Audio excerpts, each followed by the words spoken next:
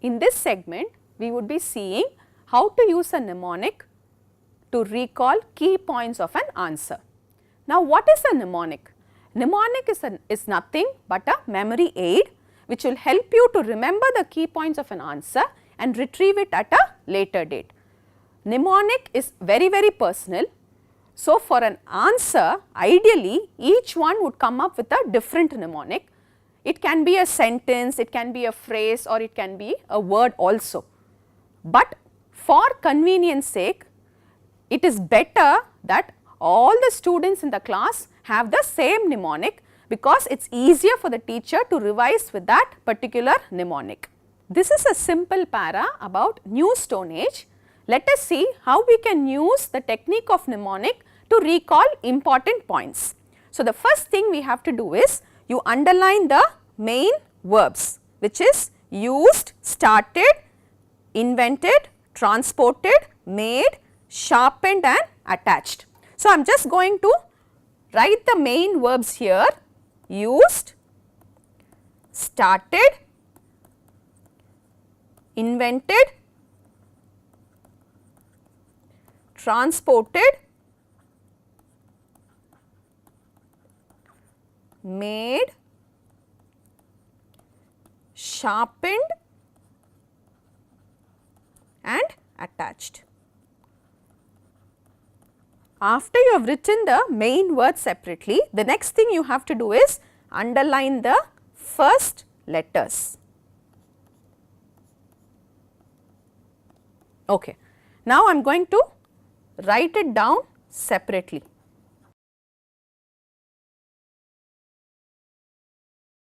Let us see whether we can form a word or a sentence or a phrase using the first letters of the verbs.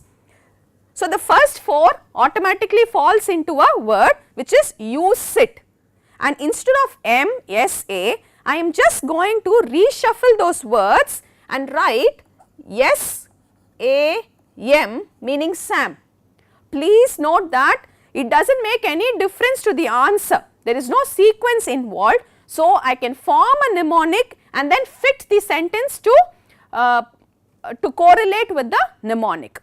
So, the first thing is used, started, invented, transported. So, you, sit, instead of M, S, A, I am going to reshuffle and I have written it as Sam, because it is easier to remember a boy's name. So, the mnemonic that I am going to use here is you, sit, Sam. So, the mnemonic that fits into this answer would be you, sit, Sam. Now, using this mnemonic, learning has to be done. So, what is U? Used.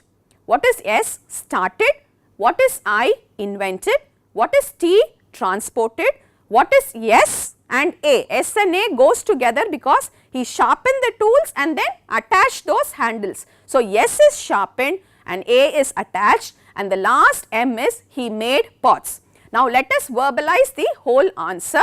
U, he used polished, carved, sharp stone weapons. U, yes, sit, yes, he started to produce food. I, invented, he invented wheels. T is transported, he transported things from one place to another. Sam, sharpened weapons. A, attached them with handles made of stone and bone, and M, he made pots. So, the mnemonic is you, sit, Sam. You can come up with lot of other mnemonics. A few examples will be given. So, we just saw the first mnemonic you, sit, Sam, but as I have said, a same answer can have different mnemonic. So, some of the mnemonics that have come up with is Missed USA, which is again a phrase, and there is a sentence, Meera is studying tax at USA, but as you can see, the M, I, S have all been highlighted because those are the letters that make up the key points. So, M is he made pots, I is he invented wheel, S will be he started to produce food, T is he transported things from one place to another, U he used weapons, the first point, and then he sharpened and attached. So, if you are going to give a mnemonic in the form of a sentence, please highlight the letters which form the key words in that particular answer. Now, this is the way a mnemonic has to be done, and learning should be done using the mnemonic. In this segment, we are going to see how to learn using the tactile method. Tactile method uses the sense of touch to retrieve key points in an answer. This method is very useful to remember brief answers or answers with 5 or 6 points.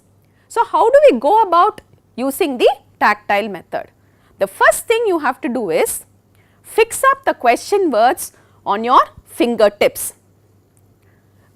Say for example, the thumb will have who or what, your forefinger will have doing what, your middle finger will have where, your ring finger will have when, and the little finger will have the question why, and your palm would have the question word how. Let me repeat it once more. Your thumb will have the question who or what, your forefinger will have the question doing what, your middle finger will have the question where, your ring finger might have the question when, and your little finger will have the question why, and your palm will have the question how. So, this is also called the 5 W's and 1 H method. We can also write the question words on the fingertips till the child is comfortable enough using them without actually seeing the question words, or instead of that we can also pictorially represent each question word. For example, who or what might always denote a noun, so I can always denote it using a stick figure. Doing what will always be an action, so if you can draw any action here. Where would be a place, so I can draw a small house or anything that represents a place. When would denote a time, so I can draw a face of a clock or a small calendar, and why can be represented using a question mark. Having fixed the question words on the fingertips, let us see how to use this to learn a small answer about why Ivera was called the Vaikam Veerar. Whom are we talking about? Who or what? Ivera. Doing what? What did he do? He fought for the upliftment of downtrodden. Where? Vaikam, which is a place in Kerala. There is no answer for when, there is no time or date. So, I am going to fold this finger up. Why? Because certain class of people were not allowed to enter the temple. And how did this all happen? He fought against the Travancore government and ultimately succeeded in his efforts. Now, when you are telling the answer for each of the question, use your free hand to gently squeeze or apply pressure on your fingertips. Let me demonstrate it. Whom are we talking about? Who or what? Ivera. He fought for the upliftment of the downtrodden in Vaikam, which is a place in Kerala. There is no answer for when, so I am going to fold this up. Why? Because certain class of people were not allowed to enter into temples. And how did this all happen? He fought against the Travancore government and ultimately succeeded in his efforts. Now, let us put everything together in a form of a para. Ivera fought for the upliftment of the downtrodden people in Vaikam, which is a place in Kerala. I am going to fold this finger.